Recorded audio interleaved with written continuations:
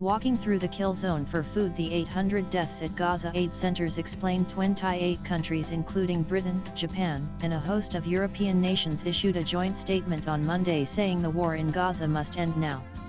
The foreign ministers of countries, including Australia and Canada, said the suffering of civilians in Gaza has reached new depths.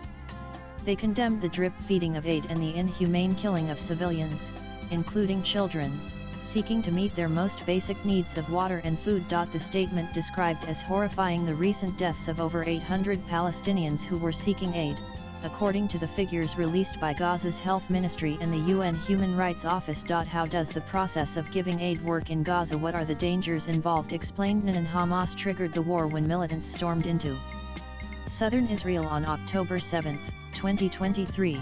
Killing around 1,200 people and taking 251 others hostage.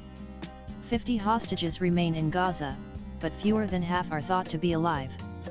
Israel's military offensive has killed more than 59,000 Palestinians, according to Gaza's health ministry.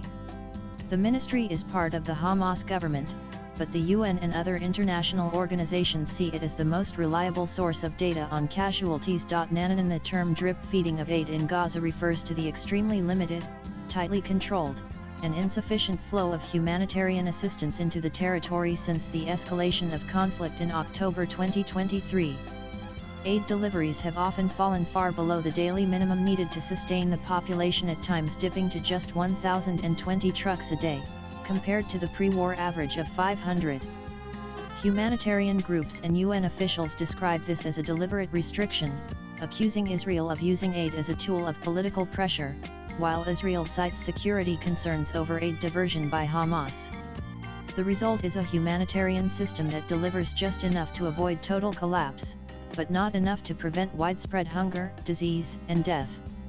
This slow and inadequate supply, characterized as starvation by design by some rights groups, forces desperate civilians to risk their lives to obtain even the most basic necessities. Nanan. Most of the food supplies Israel has allowed into Gaza go to the Gaza Humanitarian Foundation, an American group backed by Israel. Arrival first halt aid seekers on foot, by cart, or vehicle travel up to a designated drop-off point, usually 1.5 kilometers from the distribution site, where they must disembark and proceed on foot carrying supplies. Wait at Al Jura. From there, they walk to Al Jura sandy pit where families wait, often for 1,224 hours, to receive a drone or military go signal to move toward the aid point. Final approach to aid gate. Once the signal arrives supposedly indicating safe passage, they proceed roughly another 1 kilometer through lines of Israeli military checkpoints, sniper positions, drones, and barriers to reach the guarded gate of the distribution center. At risk even when waiting. Witnesses have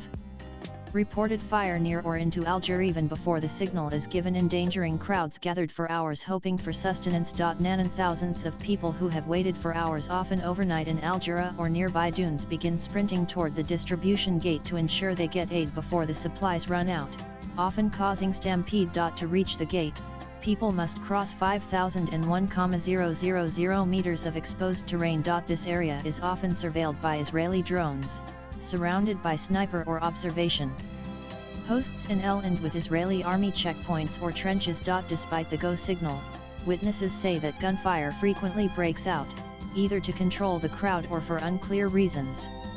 Many are killed or injured in the chaos, shot by live rounds, rubber bullets, or drone-fired projectiles, crushed in crowd surges, or while trying to flee, trampled if they fall. Reports from UN and journalists estimate dozens to hundreds have died during these rushes since GHF distribution began. Israeli soldiers or GHF staff allow only a small number of people through the final gate.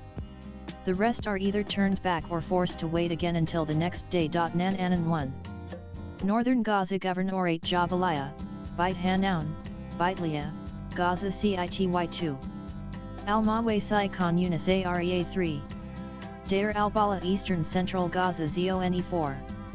Israeli Security Buffer Corridors Netzarim, Philadelphia, Mergnan. According to the United Nations and humanitarian sources, at least 875 people have been killed while trying to access food, water, or medical assistance since late May.